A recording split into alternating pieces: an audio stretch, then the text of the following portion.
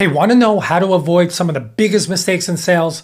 Let's talk about the two biggest mistakes to always avoid in any sales situation.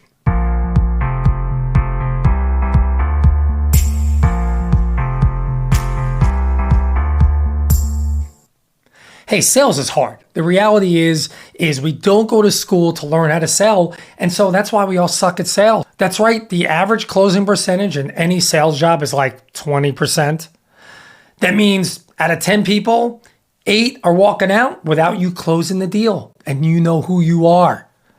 And so why is this? Why is it so difficult in sales, and why is it so hard to be great at closing deals? Let's talk about the two biggest mistakes you could always avoid to make you a better salesperson. Mistake number 1, stop talking too much. Hey, we talk so much in sales that most of the time, we actually talk customers out of buying your product or service. That's right, we talk them out of the deal. We talk so much, and everything we talk about is usually about us. It's always about our product, our service, our discount, our promotion. Does this sound familiar? Stop talking, just shut the hell up. Customers don't want to be sold, they want to be heard. So how do you avoid this common mistake? Really simple. Always be armed with a series of questions that are geared for a customer to learn more about a customer. Questions that you can ask and then sit back and actively listen. Hell, if a customer knows you're truly actively listening, man, you're going to make it a lot easier for them to say yes to buying your product or service. Some of the questions you should always be armed with is like, what's your goal? Why is it your goal? Have you tried my product or service in the past? Hey, if you did, what was that experience like? Learn as much about the customer as possible.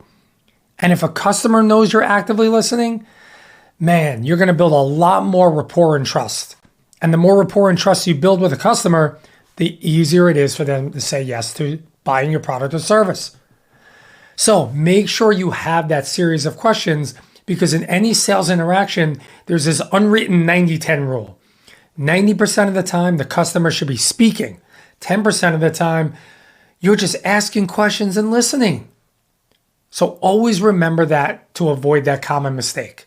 Which brings me to the second most common mistake we make in sales. At the end of any sales interaction, you have to actually ask for the sale.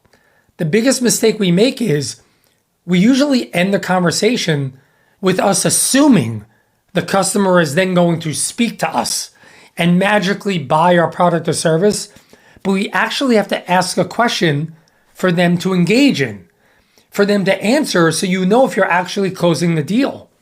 These questions sound like this. So, how does that sound? Or, are you ready to get started today? Or my favorite one is, so what credit card do you want to use today? All of these types of questions are you trying to close the deal. In other words, you're asking for the sale. Once you make a recommendation, let's say for a gym membership, right? So I would recommend option A, John, because it fits in line perfectly with your goal of losing 10 pounds. If you just have awkward silence at that point, no one knows who to speak first. It should sound like this. So I would recommend membership option A, John, because it fits in line with your goal of losing 10 pounds. So how does that sound? Or, so you want to get started today? Or, so being that that's my recommendation, which credit card do you want to use to get started? All of those things are ways for you to actually close the deal. And it's okay if they say no. I have a great video on how to actually overcome sales objections that you should absolutely watch. But a lot of times they say yes, and you actually close the deal. And no one's saying you have to close 100% of every deal. No one's that great of a salesperson. But if you're closing 2 out of every 10 sales, what if you're closing 5 out of every 10 sales? Or 6 out of every 10 sales? You're growing your business and your brand exponentially by doing that. So think about those 2 mistakes, but more importantly, how to correct them and overcome them, because you're going to be a better salesperson moving forward.